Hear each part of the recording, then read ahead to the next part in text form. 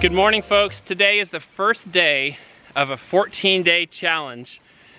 I'm taking off the next 2 weeks from work. I think I should actually call it the 12-day challenge.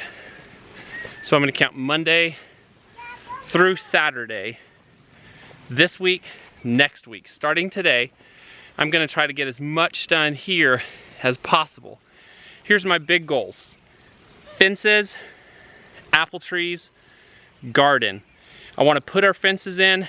So I'm going to try to get apple trees in the ground today. They've been in the basement for about, how many days? 5 days now.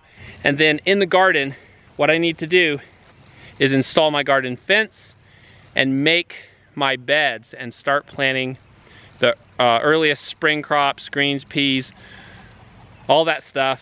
That's what the plan is. So I'm going to take you along. I will tell you, these videos are going to be a little more simple than normal videos because I'm going to really focus on getting the work done, but I'll bring you along. I'll show you the work I'm doing so you can stay up to date with everything and learn and enjoy what we're doing. We're about to lay the apple trees out, and Grace is actually down here shepherding the goats. I'm going to be out here for hours, and she's going to be out here as well, so the goats are completely loose. I'm pretty confident they'll both stay together and they'll stay close by.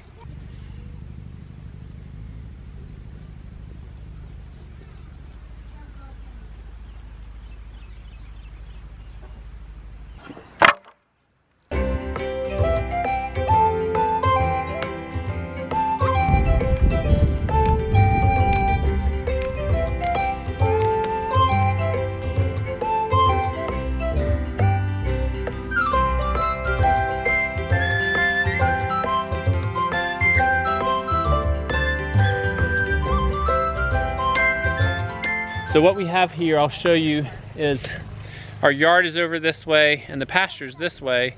I'm standing right where there's going to be a row of these little dwarf apple trees. So you can see there's a row of stakes here, here, here. These are going to be dwarf apple trees. About 11 feet back behind them, starting here, there's going to be a row of semi-dwarf apple trees that runs up to where they're digging the hole and then makes a little corner and runs up to the biggest tree right up there. And then the fence is represented by this string here, and the fence runs up parallel to the row of apple trees. Yeah, let's plant some trees. I'm gonna take my trees out of this box and I'm gonna stick them in a bucket of water as we're planting them to keep the roots from drying out at all. And then the next thing I'm gonna do is run inside and just look at all the harvest dates or the ripening dates of the apples, and I'm going to have the earliest ripening dates at the bottom and the latest ripening dates at the top. So ideally we'll only be picking 2 or 3 apple trees at a time.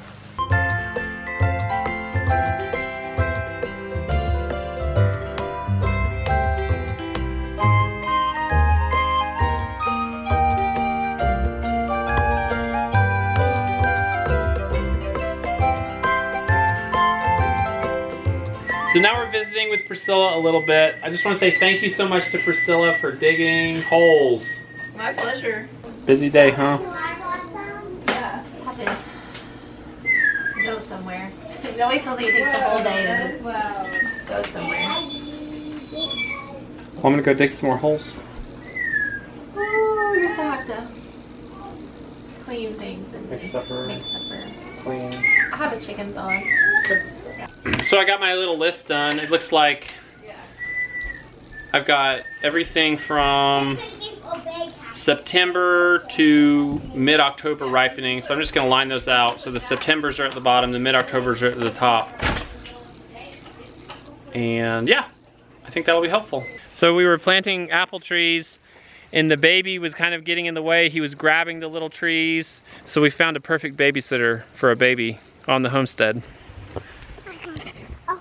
Just bury him in a hole. Hey buddy, you're totally happy in there, aren't you? Is that a perfect place for you to hang out? Yeah, he's saying yes. I'm gonna plant one apple tree and show you start to finish. When you look at the tree, here's the roots. It's a bare root tree. And this is the root stock here, and you see the graft union right there. and we want the soil level to be 2 to 3 inches below that graft union, so just at the roots or right above the root. I'm not putting any amendments in my soil. Using native soil from all the directions I've read is the best way to go. Just using your native soil, and then all of your any compost or amendments, and I'm putting in a variety of mineral amendments as well as compost, is all going to go on top. The hole I dug originally was about twice as big, twice as deep as the root system, twice as big around. If you do have a strong prevailing wind, you want the prevailing wind to push this way, pushing the grafted stalk onto the root stalk rather than pushing this way, which would make it more likely it would split off.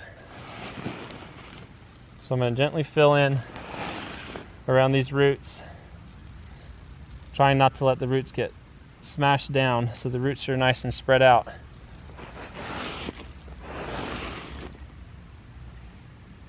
If you plant your tree too deep so the soil comes up to the grafted stalk up here, the grafted stalk will actually root into the ground, and you'll effectively get rid of the dwarfing qualities of your root stock.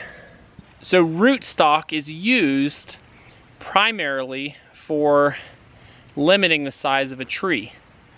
This is semi-dwarf rootstock. I think that's a 50% size rootstock. That means this tree will end up about 50% the size of a seedling apple tree. A seedling apple tree ends up, growing to 30 feet.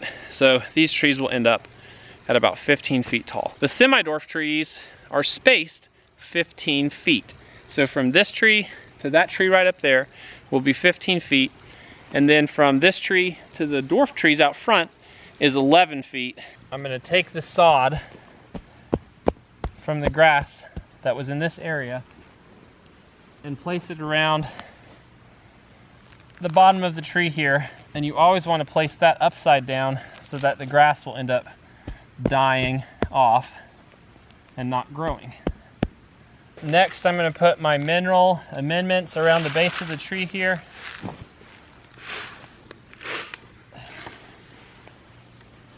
These minerals are azomite, rock phosphate, and also gypsum. And this is basically the mix that the Fedco tree catalog recommends. So we're putting it on the surface here. And don't really ask me how much I'm using. Basically I want to end up with about 3 to 5 pounds of each of these on the surface around each tree. All of these are pretty slow release, so it's not going to burn the tree or mess the tree up. And they'll last for at least a year or up to a year.